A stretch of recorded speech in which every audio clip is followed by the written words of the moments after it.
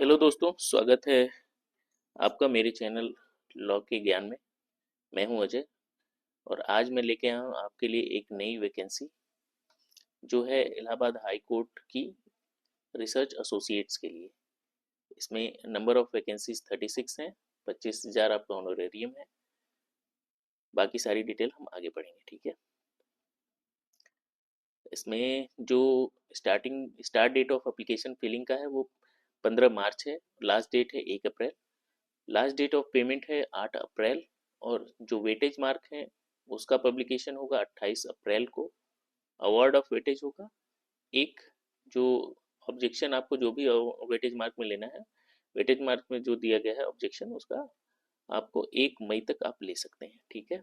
Publication of जो weightage mark के हिसाब से जो लिस्ट जो शॉर्ट लिस्टेड कैंडिडेट हैं उनका जो पब्लिकेशन होगा वो होगा 27 मई को।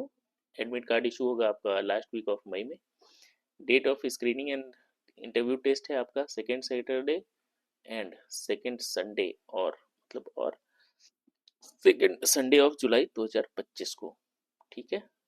फाइनल रिजल्ट डिक्लेयर होगा जुलाई लास्ट वीक में और तुरंत आपको ज्वाइनिंग दे दी जाएगी। इसमें मेन इंपॉर्टेंट चीज़ क्या है, वेटेज मार्क का जो वेटेज मार्क दिया जाएगा वो आपको कुछ आपके लैंग्वेज, आपके जो लैंग्वेज पेपर हैं, जो आपका एकेडमिक्स है या को करिकुलम एक्टिविटी है, प्लस उसके हिसाब से आपको वेटेज दिया जाएगा। जो वेटेज उसके बाद आपका जो वेटेज मार्क देने के बाद जो भी कैंडिडेट शॉर्ट लिस्ट होंगे उनका फिर आपका इंटरव्यू और स्क्रीनिंग टेस्ट होगा, ठीक है।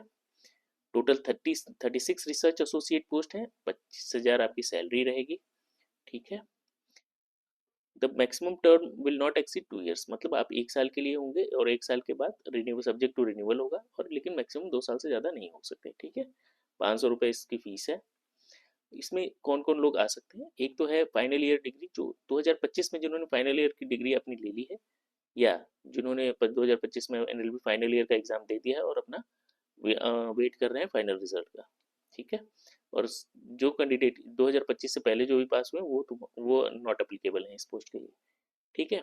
और वही कैंडिडेट अप्लीकेबल हैं जो कि 55% उन्होंने मार्क सिक्योर कर लिया है। उनमें बेसिक मतलब वर्किंग नॉलेज होना चाहिए कंप्यूटर एप्लीकेशन का, डाटा एंट्री का और प्रोसेसिंग का, ठीक है।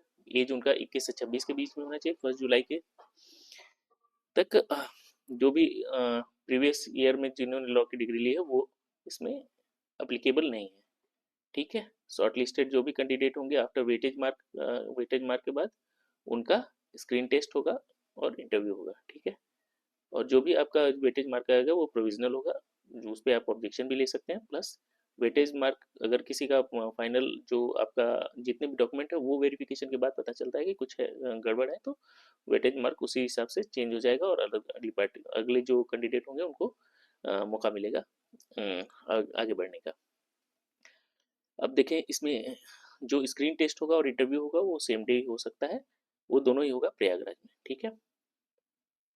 अब देखिए वेटेज किस हिसाब से दिया गया है। वेटेज जो 20, 60 और 20 के हिसाब से, जो स्क्रीन टेस्ट होगा उसमें 60% का वेटेज है, इंटरव्यू में 20% का वेटेज है, मतलब 20 मार्क, 60 मार्क। और आपको जो लैंग्वेज, एकेडमिक्स और को करिकुलर एक्टिविटी है इसमें टोटल 20 मार्क्स हैं। अब इसमें देखें लैंग्वेज के लिए 10 मार्क दिया गया है आपको, ठीक है। 10 मार्क के इस हिसाब से है। क्लास 10th और 12th में जो भी हायर है उसमें इस हिसाब से 70 से 80% है तो 1 मार्क, 80 से 90 है तो 2 मार्क, मतलब ऐसे ही अबव 90% है तो 5 मार्क। 10th और 12th में हिंदी इंग्लिश का है, इसमें भी सेम वैसे ही है, 5 5 10 मार्क हो जाएंगे, मतलब अगर आपके मैक्सिमम 10 मार्क है।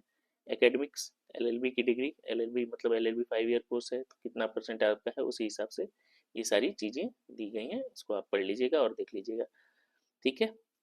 उसी तरह को करिकुलम एक्टिविटी के लिए 5 मार्क है, मतलब आपको कॉलेज यूनिवर्सिटी है, state level winner, participation in national level है तो 3 मार्क्स है, पार्टिसिपेशन एट इंटरनेशनल लेवल है तो 5 मार्क्स है, ठीक है। पेपर आपके पब्लिश हुए हैं कोई, ठीक है। कॉलेज लेवल पे हुआ तो 1 मार्क, पब्लिकेशन स्टेट लेवल पे 3 मार्क, पब्लिकेशन इंटरनेशनल लेवल पर तो 5 मार्क की, ठीक है। इस हिसाब से वेटेज वेटेज आपका है, और ये वेटेज के बारे में सारी चीज़ें दी गई हैं, आप फाइनली इसको पढ़ लीजिएगा। आपका स्क्रीन टेस्ट होगा, ये होगा इन्वॉल्व, मैक्सिमम 60 मार्क्स का होगा और ये डिस्क्रिप्टिव टाइप क्वेश्चन इसमें होंगे, ठीक है। और ये 1 घंटे का होगा। इंटरव्यू में 100 मार्क्स का होगा, 20% उसका वेटेज है, ठीक है। इसमें कंसिडरेशन इंटरव्यू बोर्ड के द्वारा कंसिडरेशन क्या होगा, unsuitable, passable, good, very good and exceptional, उसी हिसाब से नंबर अलॉट किए गए हैं। ठीक है। Procedure for application and objection. The online application for from the eligible candidates shall be invited by third and fourth week of the March. In the calendar year, the notification of the agency, it shall be live for 15 days. मतलब 15 दिन के लिए live होगा, ठीक है। The windows for the fee updation shall be open for 3 more days. मतलब आपका कोई पेमेंट्स इशू है तो वो 3 दिन के लिए और खुला रहेगा, ठीक है। Weightage marks awarded to the provisional eligible candidates shall be uploaded on the official website in the last week of April. देर अपन जो भी ऑब्जेक्शन है आप लेते रहेंगे, ठीक है।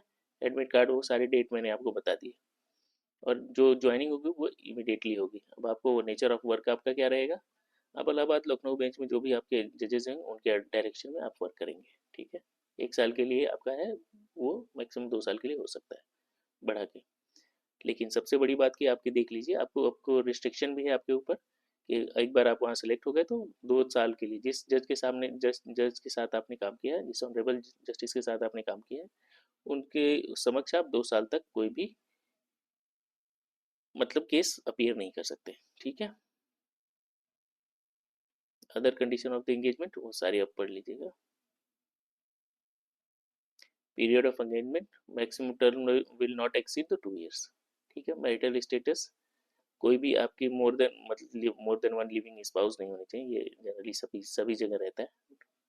डिस्क्वालिफिकेशन क्या होगा, आपके खिलाफ कोई क्रिमिनल केस है और आप उसमें कन्विक्टेड हो गए, कन्विक्टेड और चार्जशीटेड सेल भी इनएलिजिबल, या तो आप कर मतलब चार्जशीटेड भी हैं या कन्विक्टेड हैं तो भी आप इनएलिजिबल हो जाएंगे, प्रीवियस ईयर के लॉ स्टूडेंट नहीं है, ठीक है। और जो ऑलरेडी लॉ से रिसर्च रह चुके हैं वहाँ पे वो भी नहीं है, ठीक है। Okay, that's all from my side. और अपने फॉर्म अच्छे से भरिए और अच्छे से अपना एग्ज़ाम दीजिए। Best of all from my side, और thank you for watching my channel. Thank you very much.